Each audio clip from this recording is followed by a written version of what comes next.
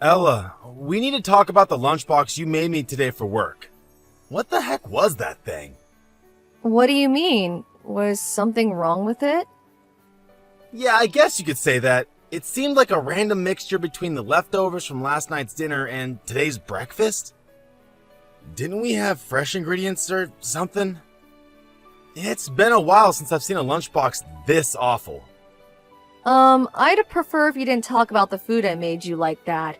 You know, we're not doing so well financially these days. Of course we're going to have to tighten our belts sometimes. We can't afford luxuries like fresh ingredients every day with the state of our bank account. So you'd rather send me to work with a lunchbox fit for a homeless dude than spend a tiny bit more money on fresh ingredients? That's great, Ella. Thanks so much. Frozen food's a hell of a lot cheaper than fresh and just as tasty. Why couldn't you have used that? We're talking less than $1 per bag. It might be cheaper than fresh, but it still adds up, Peter. I'm doing what I can to make sure you have a lunchbox every day with my own money. If they're so awful, buy the ingredients yourself. Why should I have to be the one to buy my lunchbox ingredients?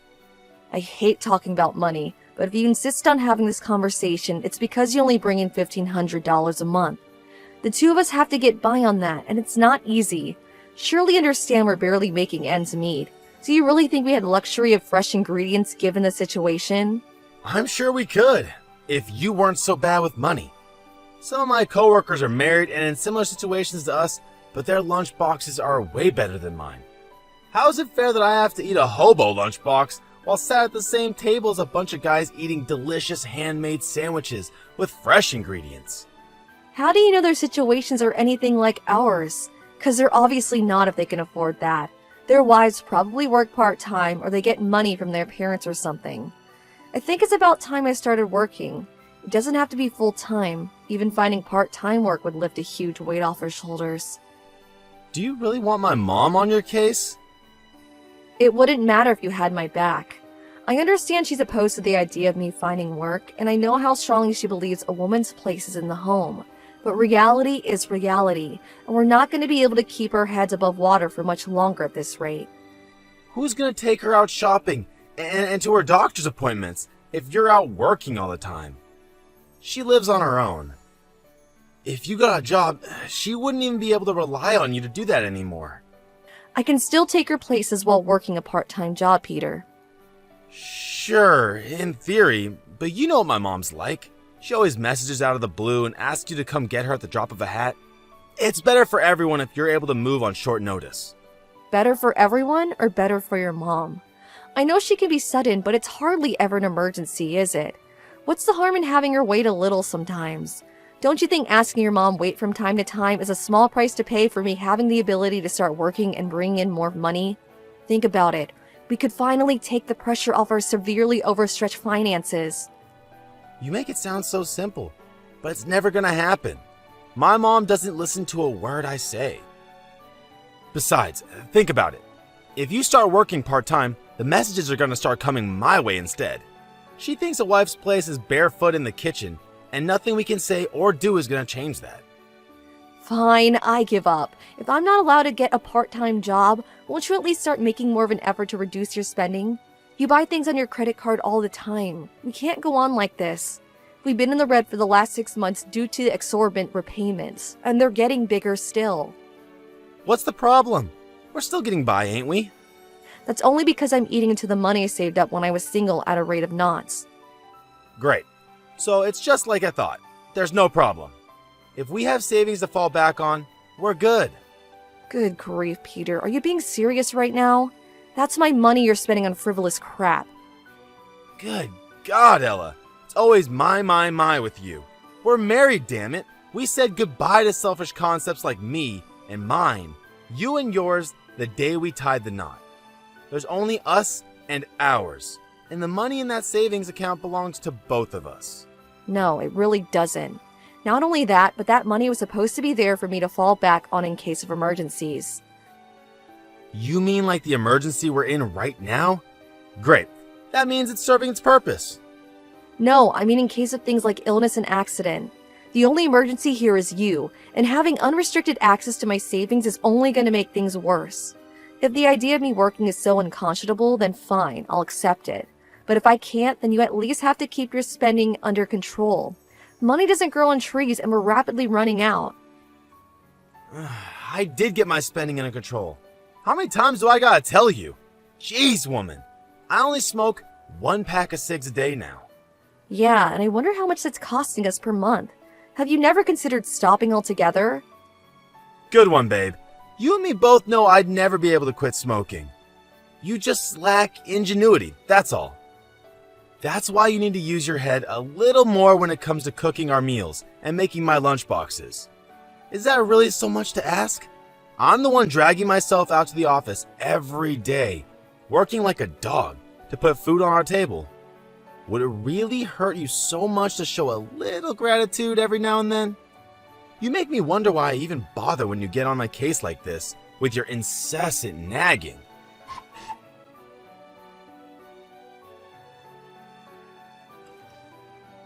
Peter, is this a freaking joke? You spent $1,000 on the credit card this month. My bad. I needed a few things. You are aware you only make $1,500 a month, right? Or did you forget that minor detail? We only have $500 to get by on this month now. Chill out, babe. We'll be fine. You've always been good at making a little go a long way. Besides, managing the household budget is your job. We'll have nothing left once the rent is paid. Sure, I can make a little go a long way, but I can't do anything with nothing. What are you supposed to do now? Beats me. Use your savings? Ugh, stop this already. You have no right to use my savings as you see fit. Besides, I hardly have any left now thanks to you. How many times do I have to tell you we're barely staying afloat here? Why are you so hell-bent on living so far beyond our means? What will it take for you to realize? Do the lights have to go off? Does the landlord have to kick us out? Tell me, Peter. Ugh, jeez. Would you button it already? There's no harm in splashing out every now and then. I'm the breadwinner here. Only because I'm banned from working. I told you countless times I'm willing to get a part-time job to supplement the finances. I hate living like this, Peter. We're living from paycheck to paycheck and in mountains of debt. I'm sick of worrying that we're not going to be able to eat. I'm sick of worrying that the lights are going to go off. I'm sick of constantly dreading a phone call from the landlord saying the rent hasn't been paid. Your mom might send you a little spending money every month, but I have nothing. Between her allowance and my savings, I don't think you've bought a single thing with your own money since we got married. We promised to work together and do things as a team on our wedding day, but I feel like that all went out the window the moment we walked out of the church. It's cool, babe. I'm getting a raise next year. I've got an idea. How about you try not being so grouchy all the time? Take a chill pill and turn that frown upside down. Do not patronize me, Peter. And really? Next year? Next year? What good is next year when we can barely afford to make ends meet now? Please stop this. You need to start taking care of the credit card repayments by yourself from now on. What? Don't talk silly. You know I can't do that. So why do you keep using it? No way. Surely it's not because you think you can keep relying on my savings. Of course not, babe. There you go with that silly talk again. Listen though, could you stop messaging me like this while I'm at work?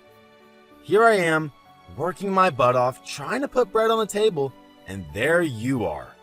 Probably sad, doing sweet FA on the sofa, doing nothing but giving me hassle and distracting me from my job. You really are the biggest pain in my ass. I wouldn't be messaging you if you didn't act like this. This is all your fault. My fault? Jeez, now I've heard it all. It's not my fault you suck at managing the finances. I can't manage something that doesn't exist. God damn it, Ella. It's always money, money, money with you. I'm sick of discussing this crap. This conversation is over. No, it is not. Mark my words, we'll be discussing this again when you get home. And you mark my words. I'll lose my rag if you try springing this crap on me when I get home from work. I'll be tired and want to put my feet up. Why are you like this? The only reason my lunchboxes look like they were made in the back of a garbage truck, and the only reason we have no money, is because you suck at managing the finances.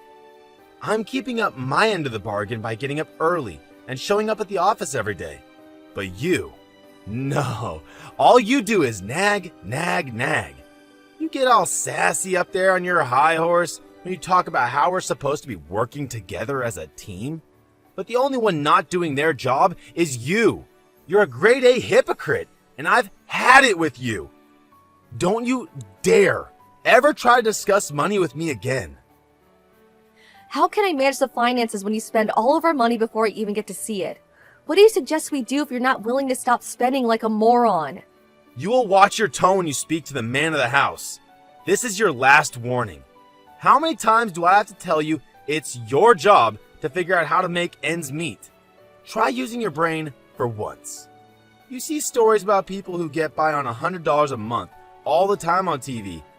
You just lack ingenuity.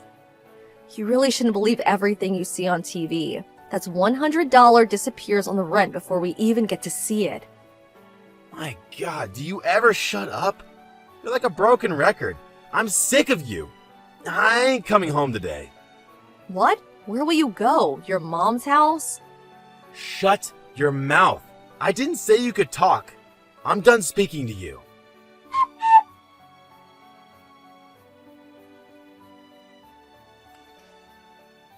Peter, I'm at the bank right now, but your salary hasn't gone in yet. Is there any reason to be late this month? Oh, it's too late. I just took it out already. What? Why? Are you gonna give me it later? Nope. I'm done paying our living expenses. Excuse me? What's that supposed to mean? I gotta spell it out, huh? It means I'm not gonna be giving you any more money to cover our monthly living expenses. At least for the time being. What? What the heck are you talking about, Peter? Are you drunk? How are you supposed to live without that money? You'll figure it out somehow. Just use your savings or something. Is this a joke? I already told you I hardly have any savings left. Which means you still have some. You managed to keep on top of everything until now, didn't you? You just keep doing what you're doing. You have no idea how much it grinds my gears when you keep complaining and nagging at me to stop spending when it's obvious we still have money left. I'm not going to be able to keep up what I've been doing without your salary, Peter. I'm really not joking. Are you doing this because of that fight we had? You're pretty cocky for a parasite. Maybe this will teach you to show me more gratitude. Wow. So I'm a parasite, am I? Duh. You don't have a job, and you sit at home doing nothing but eating my food. What are you if not a parasite? It's the perfect word to describe you. I do nothing? Don't be ridiculous. I do the housework. I act as your mom's personal driver. I work very hard to keep everything in order while you're at work. And I sure as hell don't sit at home doing nothing but eating your food. Good for you, babe. Want a pat on the back? Shame none of that puts any money in the bank, huh? You're pretty arrogant for someone who doesn't earn a single cent.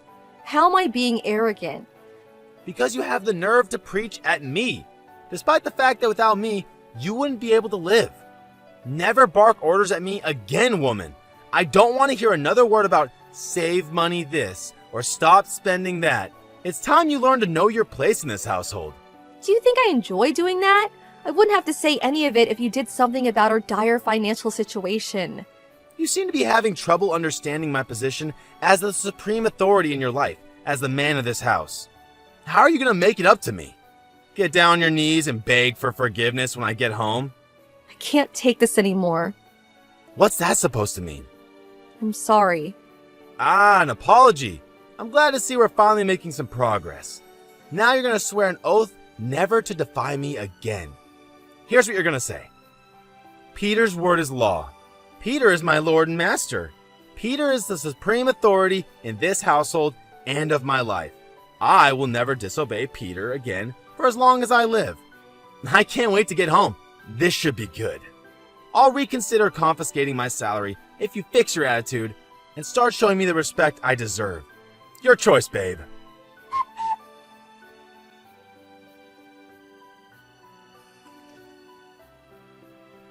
What the heck do you think you're playing at, woman? Why aren't you at home? Why isn't my dinner on the table? Did my mom call you or something? Nope, I left. What? Weren't you just about to apologize and swear an oath to me? I did what I had to do. Did you throw a tantrum and leave the house just because I stopped paying the living expenses? You're cutting your nose off to spite your face. Stop being so stubborn. and come back and apologize. I'm the breadwinner in this marriage. The only one who will suffer because of this is you. Let's see how long you can keep this up. How are you going to get by without me, parasite? I'll be fine. Your future looks bleak, though. You should start worrying about yourself. What are you talking about? The only one who will suffer as a result of these stupid games you're playing is you. Why would I suffer?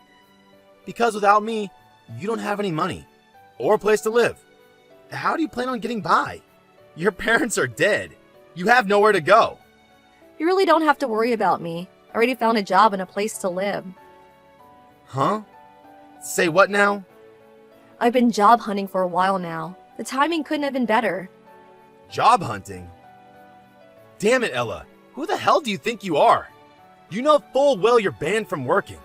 I know that. That's why we're getting a divorce. A divorce?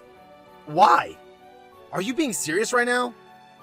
You really think I joke about something like this? You order me to make ends meet somehow despite the fact we're in the red every month. You treat my concerns with contempt and you treat me like crap. Your already frivolous spending went even further off the deep end at the moment you found out I had some savings. As if all of that wasn't bad enough, you punished me with economic sanctions for being cocky when I had the nerve to try and raise my concerns with you. How can I be married to someone like that? What? Don't be silly, babe. Will you come home so we can talk about this? Sure, another time. I'll have to come over with my lawyer at some point so we can talk then. A lawyer? Why would you hire a lawyer? I just want to talk to you. I've known for a while now that any discussion with you can never be anything but a complete waste of my time. So everything will go through my lawyer from now on. Plus, we'll have to take care of splitting the assets. We don't have any shared assets, so it'll only be stuff like the household appliances and the car. But in any case, a lawyer will be essential. Whoa. Slow down, babe. You're getting a little carried away here. Let's leave all that for a while, okay? I mean, I want to talk about the divorce itself. Which part? Well, the future. What you said made me think, and I decided that if you're that worried about finances, then maybe it wouldn't hurt for me to make a compromise or two. Oh, really? It's fine. I don't need your compromises, thanks. It's not just the finances, Peter. It's everything. I'm sick of life with you in general. We're long past the stage of talking things through and reaching a compromise. Still, springing divorce on me like this all of a sudden is just horrible. Which one of us is horrible? Surely it's you for spending thousands of dollars every month despite the fact you only make $1,500. No matter how much I try to tighten my belt and reduce our outgoings, all you did was complain. No matter how hard I tried, it was all meaningless. Like I told you, babe. My coworkers seem to get by just fine.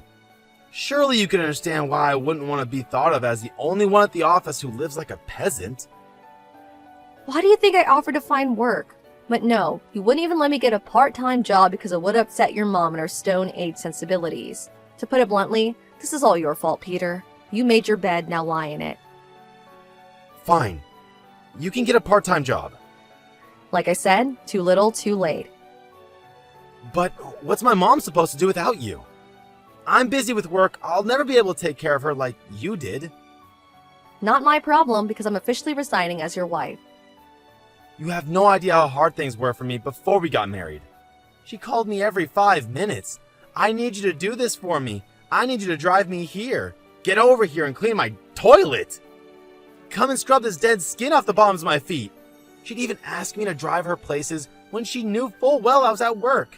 And if I didn't answer the phone, she'd call my office. You coped with it before, you can do it again. You had it easy while we were married because you palmed everything to do with your mom off of me. But the gravy train's about to reach its final stop.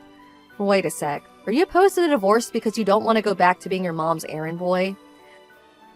No, of course not. It's because I don't want to lose you. I've never even considered divorce. Not once. You thought you had me trapped because my parents are dead and I didn't have anywhere else to go, didn't you? You thought you could treat me however you liked because divorce wasn't an option for me. And in truth, that is why you got away with treating me like crap for so long. No, it wasn't like that at all. But you're the one who said it was. Your parents are dead. You have nowhere to go. Ella, I'm sorry. The time for apologies has passed. But you apologized to me earlier today. What was all that about? You said you were sorry. Doesn't that mean you felt a little guilty for your part in how things were between us? You couldn't be any more tragically misunderstood if you tried. The only reason I apologized is because I'm not going to be around to look after you anymore. That's why I apologized. Ella, is there nothing I can say to change your mind about this divorce? No, and that's entirely your fault. Besides, what's the problem? You treated me with nothing but contempt. Surely you'll be happier without me around. You won't have to put up with my nagging or preaching anymore now, right? But, I'm not good with household stuff like finance management. Oh, so are you aware on some level that it's not a walk in the park then? And yet you were happy to force it all on me and attack me whenever I try to raise any issues with you. I have no interest in being married to a guy who treats me like a piece of dirt on the bottom of his shoe. I'll be nice to you from now on, I swear. I'll cherish and respect you, babe. I'll keep my spending under control, I'll stop taking my mom's side, and I'll care for and protect you. Always. I'd rather you did all that while we were married.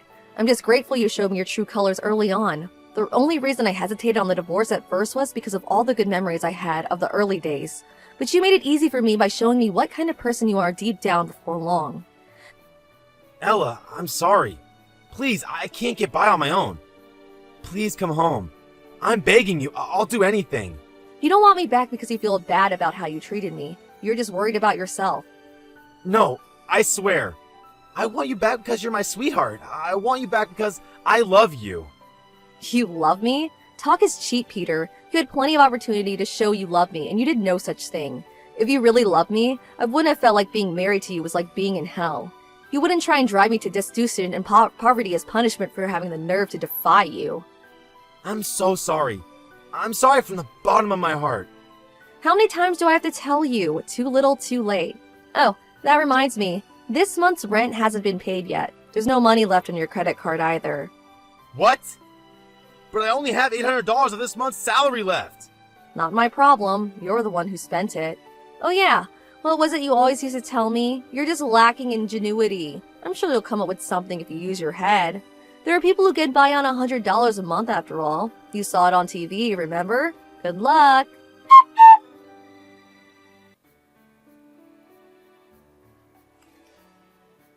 Peter barraged me with messages begging me not to go through with the divorce and take him back. But my will remained unshaken, and I threatened to take him to divorce court if he didn't willingly sign the papers. I think he knew I wasn't joking because he signed the divorce papers straight away, albeit while sobbing uncontrollably. We didn't have a single cent left in savings between us to be divided up when the assets were split.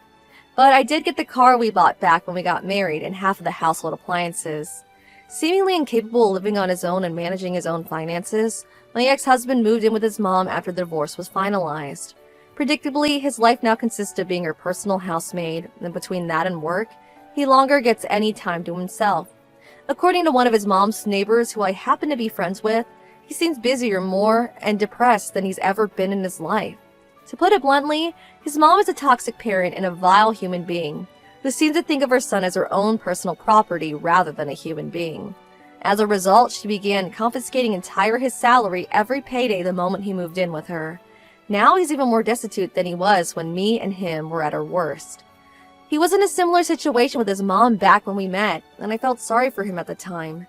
Back then, he actually seemed like a nice person, so I wanted to be there to help and support him. But now, as a result of his despicable, domineering attitude towards me, not an ounce of that sympathy remains. Now, for all I care, he can live out the rest of his days in abject despair, a perpetual victim of his deranged mother's torment. I found a job with a company that provides accommodation to its employees just before I divorced Peter. Now I'm living a happy, fulfilled, and admittedly very busy life. Since I live in a company dorm, I'm able to keep most of my salary, and the workplace culture is fantastic. Everyone there has been super welcoming and friendly. It's like in the space of a few weeks, I clawed myself out of the depths of the hell of married life with Peter, and made my way into a sort of paradise. We were only married for a little less than 2 years in total, but I can tell you it felt like a lifetime. I could never buy anything I wanted for myself with the actions of my selfish husband restricting me in my every move. I felt like a prisoner, and I couldn't be happier to have escaped. Since finding freedom, I buy myself whatever I want, whenever I want, and it feels great. Obviously, I can't keep this up forever, but for the time being, I think a little retail therapy with my own hard-earned money is just what I need. To tell you the truth, I'm not thinking about another relationship yet because the last one left me feeling so burned out. but if I do find a nice guy to settle down with, I'll make sure he understands the value of money. There are some mistakes you don't make twice. I know that money isn't everything, but it's an undeniable truth that good financial management can be the difference between a happy, comfortable life and a living hell. Having experienced the latter, I'm now more conscious of the importance of budget management than ever, which is why I intend to build my future on a solid foundation of sensible spending and moderation. Still though, I'm only human, so of course I'll still treat myself every now and then.